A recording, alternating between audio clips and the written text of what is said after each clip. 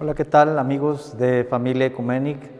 Los saludo en este jueves para compartir con ustedes la oración de la noche y ponernos delante del Señor para escuchar su palabra. Hoy, como todas las noches, ponemos las intenciones que ustedes mismos han enviado a la página y pedimos por las intenciones de Gloria García, que pide por todos los diáconos. Rocío Martínez pide por todos los sacerdotes. Olga Díaz pide por su familia y también por todos los sacerdotes. Y pedimos también por las intenciones de Evangelina Paredes Varela. Bien, hermanos, pues pongamos siempre con todo el corazón nuestras necesidades ante Dios, sabiendo que Él las escucha y pues nosotros haciendo nuestro trabajo y Dios poniendo en nuestra vida lo que necesitamos.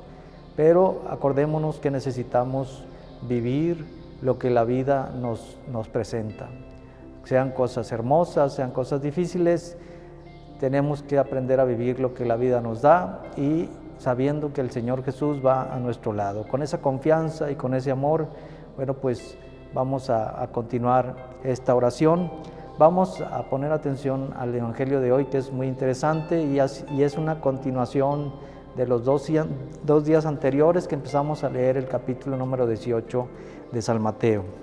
Dice así: En aquel tiempo Pedro se acercó a Jesús y le preguntó: si mi hermano me ofende, ¿cuántas veces tengo que perdonarlo? ¿Hasta 7 veces? Jesús le contestó: no solo hasta 7, sino hasta 70 veces 7. Entonces Jesús les dijo: el reino de los cielos es semejante a un rey que quiso ajustar cuentas con sus servidores.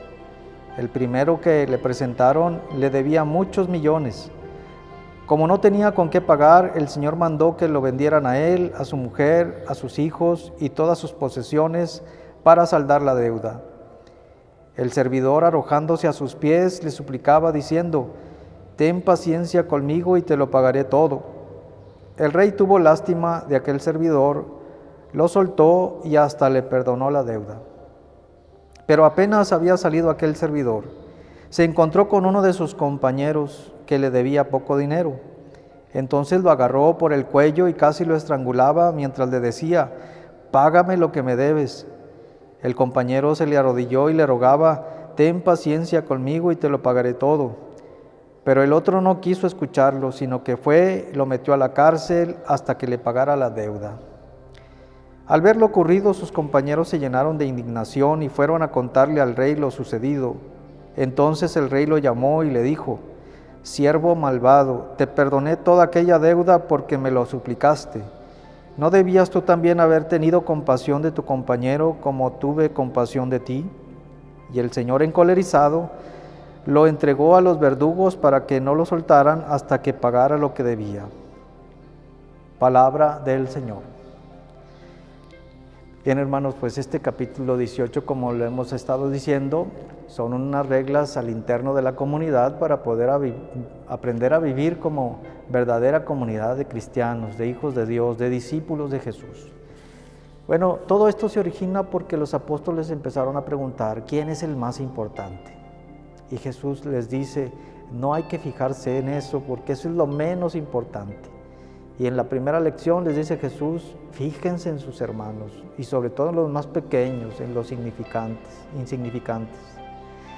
Y en la segunda lección, bueno, pues el día de ayer veíamos cómo la corrección fraterna se convertía en otro de las formas en las que Jesús enseña a la comunidad a vivir como verdaderos discípulos. Hoy la perla de estas reglas o de estas instrucciones de Jesús es saber perdonar. Pedro quiso adornarse porque en su tiempo los judíos perdonaban 2 o 3 veces y Pedro dice a Jesús: ¿hasta 7 veces puedo perdonar? Y dice Jesús: no, hasta 70 veces 7.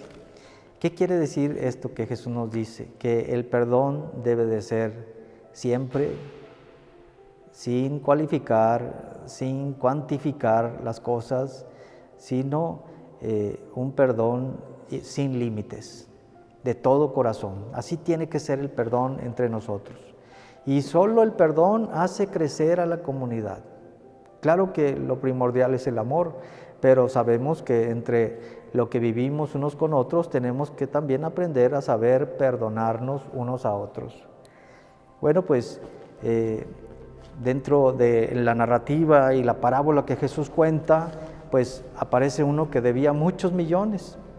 Traduciéndolo a la moneda actual, algunos dicen que si a ese deudor se le perdonara ahora en nuestros tiempos, él debería de pagar como 50 millones de dólares, una cantidad estratosférica que tal vez ni tú ni yo podremos pagar.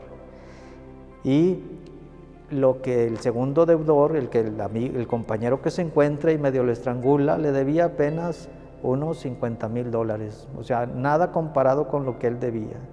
Entonces la parábola que Jesús cuenta es: mira, Dios es tan generoso que te perdona todo. El primero que da el perdón sin límites es Dios nuestro Señor. Dios no te lleva cuentas, ni va cualificando ni cuantificando. El perdón de Dios es sin límites. Y dice: así como yo te perdoné, así necesitas tú también aprender a perdonar. La clave de todo esto es que entendamos que tal vez con nuestra voluntad y con nuestras fuerzas no podamos, porque a algunos de nosotros se nos puede llegar a dificultar y decir: me resulta imposible dar el perdón a aquel que me ofendió. Sin embargo, tenemos que apelar a la presencia del Espíritu en nosotros.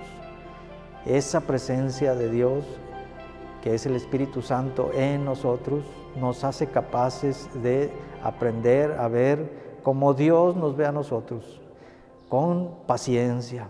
Tenme paciencia, decían los deudores, con paciencia, con la comprensión que tiene Dios hacia nosotros, pero sobre todo, bueno, pues con la misericordia y el amor que Dios nos tiene a cada uno de nosotros. Bueno, pues el llamado de hoy es que la palabra nos invita a construir nuestras comunidades eclesiales, nuestros grupos y nuestra parroquia y todo donde nos movemos, a construirlas siempre en el perdón. Y esto es esencial. La comunidad se construye siempre con el perdón. Y no solamente la comunidad eclesial, sino la familia, el trabajo, los compañeros, inclusive aquellos que no comparten nuestra misma fe, también son objeto de nuestra misericordia, de nuestro perdón. Hermanos, pues pongámonos en manos del Señor y pidámosle que la presencia del Espíritu en nosotros pueda hacernos capaces de vivir con paciencia, con comprensión, con misericordia ante los demás. Que el Señor nos bendiga, nos guarde de todo mal y nos lleve a la vida eterna. Amén. Que pasen todos muy buenas noches.